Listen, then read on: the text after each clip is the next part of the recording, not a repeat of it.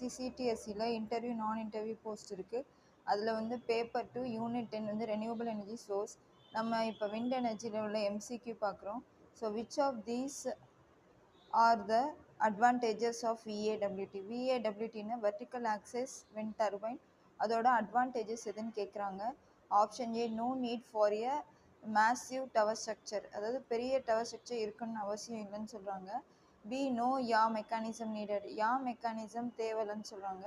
C வந்து easier to maintain and can be located nearer to the ground, அதாவது ஈஸியாக maintain பண்ணால் ground லெவலில் லொக்கேட் பண்ணிக்கலாம், ஃபிக்ஸ் பண்ணிக்கலாம்னு சொல்கிறாங்க.